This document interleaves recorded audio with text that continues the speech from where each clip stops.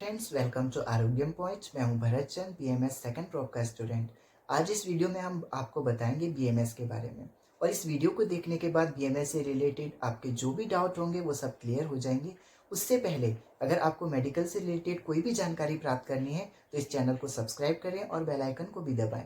तो चलिए शुरू करते हैं। सबसे पहले जानते हैं बीएमएस होता क्या है। तो BMS means bachelor of Ayurvedic medicine and surgery.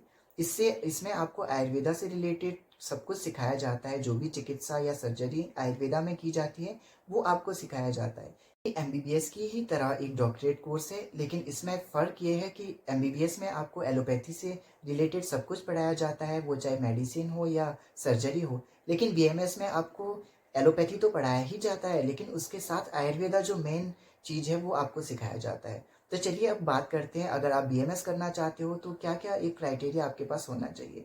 तो सबसे पहले आपका जो ट्वेल्थ है वो पीसीबी से क्लियर होना चाहिए, और उसके लिए एक test, national eligibility cum entrance test अर्थात नीट, वो आपको क्लियर करना होगा। और फिर उसके बाद अगर आप काउंसलिंग के हिसाब से जैसी आपकी मेरिट होगी उस हिसाब से आप कॉलेज में ज्वाइन कर सकते हो काउंसलिंग के जरिए।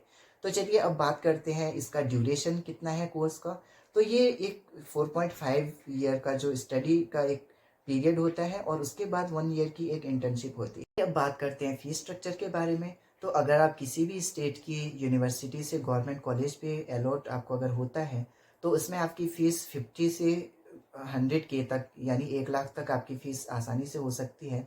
और अगर आप प्राइवेट यूनिवर्सिटी से कहीं से करते हो तो आपको 2.5 से 3 लाख तक आपकी फ़ीस हो सकती है पर एनम। लेकिन अब अगर हम बात करें बीएमएस की, तो पहले क्या होता था कि जो कोर्स होता था 4.5 ईयर का, वो उसमें 4 ईयर का होता था, 4 ईयर का होता था, first year, second year and third year and fourth year. लेकिन जो फोर्थ ईयर होता था वो 1.5 ईयर का होता था। लेकिन अब से पिछले साल से जो एनसीआईएसएम ने इसको चेंज कर दिया है, उसके बाद आपके 3 प्रोफ में ऐसे डिवाइड कर दिया है। ईच प्रोफ 1.5 ईयर का है। तो अगर हम फीस की बात करें तो अगर आपको अच्छे मार्क्स आपके नीट में आए हैं, अगर आप बहुत अच्छे कॉलेज को अलॉट करते हो तो आपकी फ़ीस ऑब्वियसली कम होगी। तो चलिए अब बात करते हैं कुछ टॉप कॉलेजेस के बारे में, जहाँ से अगर आप बीएमएस करते हो तो आपका जो फ्यूचर है वो बहुत एकदम सिक्योर हो जाएगा, और अब आप बहुत अच्छा अर्न कर पाओगे। तो चलिए बात करते हैं। नंबर 1 में हम बीएचयू को कहेंगे, बीएचयू बनारस हिंदू यूनिवर्सिटी। और दूसरे में हम एनआईए जयपुर को, थर्ड नंबर पे गुजरात जामनगर, और फोर्थ में तिरुवनंतपुरम का जो कॉलेज आपका है केरला में, उसे कहेंगे। तो चलिए अब बात करते हैं कुछ सब्जेक्ट्स को लेके कि बीएमएस में जो न्यू स्टूडेंट आते हैं वो संस्कृत से बहुत ज़्यादा डरते हैं, उन्हें खौफ रहता है संस्कृत का। और एक बात, इम्पॉर्टेंट बात, कि जो हमारे क्लासिकल टेक्स्ट हैं उसमें श्लोक्स बहुत ज़्यादा होते हैं, वो संस्कृत में ही बेस्ड है। लेकिन उसमें आपको अलग अलग बुक, अलग अलग ट्रांसलेशन में हिंदी में, इंग्लिश में मिल जाएगी। लेकिन क्या श्लोक लर्न करना इम्पॉर्टेंट है? क्या आपको संस्कृत बहुत अच्छी आनी चाहिए आप तभी बीएमएस कर पाओगे? तो आज ये सब कुछ हम इससे डाउट आपका क्लियर करेंगे। तो ऐसा बिल्कुल भी नहीं है कि आपको बहुत अच्छी संस्कृत आना ज़रूरी है। उसके लिए आपको नॉर्मल ही, अगर आप थोड़ी बहुत संस्कृत जानते भी हो, अगर नहीं भी जानते तो कोई बात नहीं, आपको टीचर पढ़ाएंगे, आप इजीली उसे लर्न कर पाओगे। ऐसा कोई एक टिपिकल वर्क नहीं है। तो अगर आपकी संस्कृत खराब भी है तो आपको डरने की कोई बात नहीं है। बहुत अच्छे टीचर आपको यूनिवर्सिटी में मिलेंगे, कॉलेजेस में मिलेंगे, जो आपको बहुत अच्छे से संस्कृत पढ़ाएंगे और आप उसे अच्छे से समझ भी पाओगे। और श्लोक इम्पॉर्टेंट होते हैं, क्योंकि अगर आप श्लोक एग्जाम पे लिखते हो तो एक अलग इंप्रेशन पड़ता है। लेकिन ऐसा नहीं कि श्लोक ही इम्पॉर्टेंट है, क्योंकि अगर आप देखिए, श्लोक लर्न करना तो एक एग्जाम के लिए इम्पॉर्टेंट है। लेकिन अगर आपको ऑल ओवर आप देखें, अगर आप एक अच्छा डॉक्टर बनना चाहते हो तो आपको वहाँ श्लोक की ज़रूरत नहीं पड़ेगी, वहाँ आपका वर्क देखा जाएगा, वहाँ आपकी अंडरस्टैंडिंग देखी जाएगी। तो अगर आप उसका हिंदी ट्रांसलेशन, इंग्लिश ट्रांसलेशन भी अच्छे से समझ पाते हो, उसे अप्लाई कर पाते हो अपनी प्रैक्टिस पे, तो श्लोक इम्पॉर्टेंट नहीं माना जा सकता उतना ज़्यादा।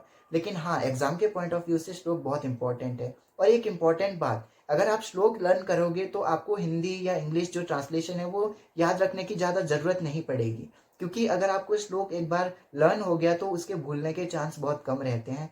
क्योंकि आपके वो एकदम से, कहते हैं ना, फिंगर टिप्स पे आपको याद हो जाएगा, तो फिर आप उसे भूल नहीं पाओगे उतना इजीली जितना उसका ट्रांसलेशन आप भूलोगे।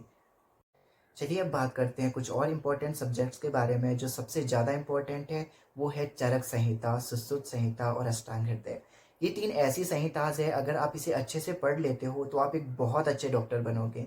अगर आप चरक संहिता अच्छे से पढ़ते हो तो आप काय चिकित्सा में एकदम से बहुत ही परफेक्ट हो पाओगे। अगर मेडिसिन से रिलेटेड आप कुछ भी आपका कोई डाउट नहीं बचेगा अगर आप चरक संहिता को अच्छे से पढ़ोगे। और अगर आपको सर्जिकल वर्क में बहुत अच्छा वर्क करना है तो आप सुश्रुत संहिता को बहुत अच्छे से पढ़ो।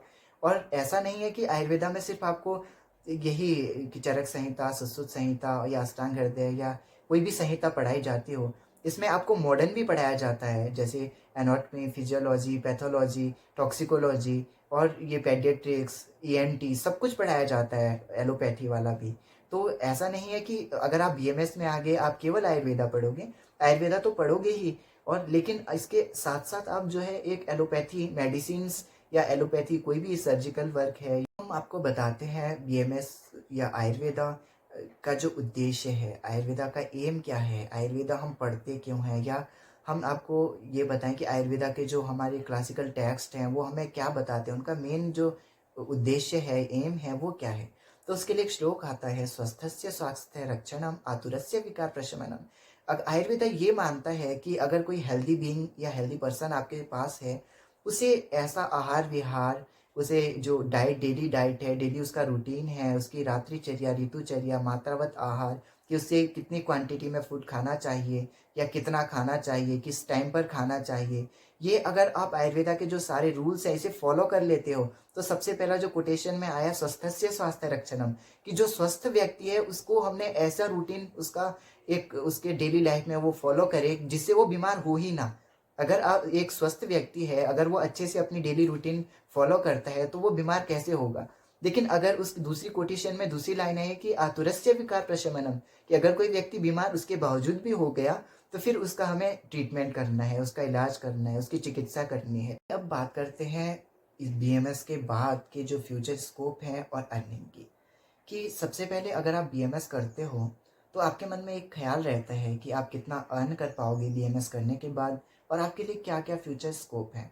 तो मैं आपको बता दूं कि ऐसा कुछ नहीं है कि अगर आपने बीएमएस किया तो आप अर्न नहीं कर पाओगे या आप एक अच्छी जॉब नहीं कर पाओगे। ये डाउट आप मन से हटा दीजिए, ऐसा कुछ भी नहीं है। क्योंकि जब से कोरोना आया है, कोरोना के बाद, कोरोना के ख़त्म होने के बाद आयुर्वेदा इतने ट्रेंड पे चला है। आज आप जहाँ भी देखो हर एक व्यक्ति आयुर्वेदिक मेडिसिन खाना चाहता है। वो एक साइड इफ़ेक्ट से बचना चाहता है, वो अपनी लाइफ को हेल्दी बनाना चाहता है, लॉन्ग लाइफ बनाना चाहता है। तो अगर आप अर्निंग की बात करो, तो अगर आप एक बहुत अच्छा नॉलेज आपके पास आयुर्वेदा का और एलोपैथी का है, और अगर आपने सारी जो चीज़ें हैं आयुर्वेदा से रिलेटेड, वो चाहे चिकित्सा हो या सर्जरी हो, कुछ भी अगर आप अच्छे से उसे करते हो तो आप बहुत अच्छा अर्न कर पाओगे। ये लिमिटलेस है। ये आपके वर्क पे डिपेंड है, अगर आप अच्छा वर्क करोगे तो अच्छा अर्न भी करोगे। अब फ्यूचर स्कोप क्या-क्या हैं?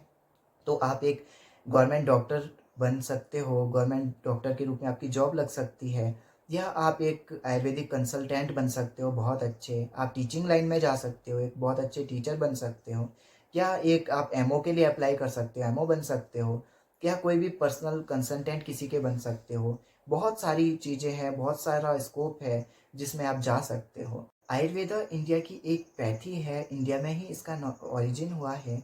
और आयुर्वेदा में आपको जो हमारे क्लासिकल टेक्स्ट हैं या हमारे जो पुराने ज़माने में जो वैद्य होते थे, जो पुराने ज़माने में जो चिकित्सक होते थे, उनके द्वारा जो एक जो नेचुरल पैथी आपको सिखाई जाती थी कि कैसे ही हमें जो हमारे पास चीज़ें अवेलेबल हैं, जो प्रकृति ने हमें दी है, उसी को हम कैसे मेडिसिन के रूप में एक यूज़ कर सकते हैं। वो चाहे घर पे या आप एक चिकित्सक बन के उसका पूरा नॉलेज गेन करके उसे कैसे आपको नॉलेज प्राप्त करना है, या आपको उसमें कैसे जो पेशेंट है उसको ट्रीट करना है, ये आपको आयुर्वेदा में सिखाया जाता है। आयुर्वेदा एकदम नेचुरल है, बिल्कुल आपको जो नेचर में जो एक प्लांट होते हैं उनसे आपको औषधि बनाई जाती है, और वो औषधि आपको किसी भी रोग में अलग अलग औषधि आपके लिए अवेलेबल हैं मार्केट में।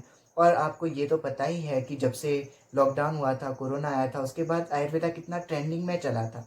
और ये इंडिया में ही नहीं बल्कि फॉरेन कंट्रीज में भी अब आयुर्वेदा ट्रेंडिंग में चल रहा है, वो पंचकर्म की वजह से। पंचकर्म थेरेपी अगर आप मॉडर्न पॉइंट ऑफ व्यू से इसे देखें तो ये एक डिटॉक्सिफिकेशन होता है। इसमें वमन, वस्ती, विरेचन या रक्त मोक्षण, इस टाइप की जो चीज़ें हैं ये आपसे कराई जाती है। आपके बॉडी में जो टॉक्सिन जो सीक्रेट हो जाता है उसे बाहर निकालने के लिए एक पैथी है, एक कर्म है, पंचकर्म है। इसे अगर आप कराते हैं तो ये आपकी जो बॉडी होती है उससे सारे का सारा जो डिजीज़ होता है वो सब कुछ बाहर निकल जाता है और आप बिल्कुल हेल्दी उसके बाद हो जाते हो। तो आयुर्वेदा में बहुत अच्छा आपको ये जो नेचुरल चीज़ है ये सिखाई जाती है। ऑल ओवर अगर हम बात करें इस वीडियो को देखने के बाद आपके जितने डाउट होंगे वो क्लियर हो ही गए होंगे।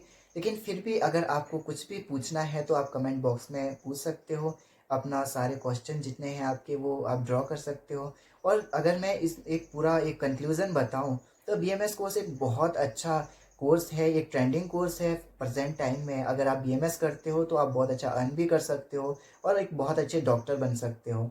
और आयुर्वेदा में एक बहुत जो इम्पोर्टेंट चीज़ है ये सबके भले की कामना के लिए की जाती है ये चिकित्सा। और इसमें एकदम नेचुरल तरीके से आपकी चिकित्सा की जाती है और आपको एकदम नेचुरल मेडिसिन प्रोवाइड की जाती है जो हमें नेचर से मिलती है।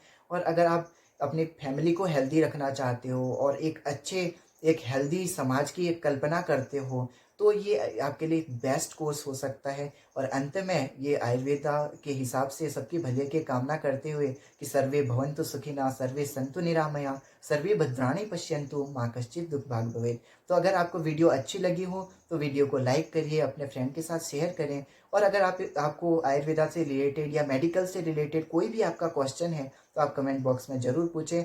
ऐसी वीडियो फ्यूचर में अगर आप और देखना चाहते हो तो चैनल को सब्सक्राइब करें और अपने सारे क्वेश्चन कमेंट बॉक्स में पूछें। अंत में थैंक यू।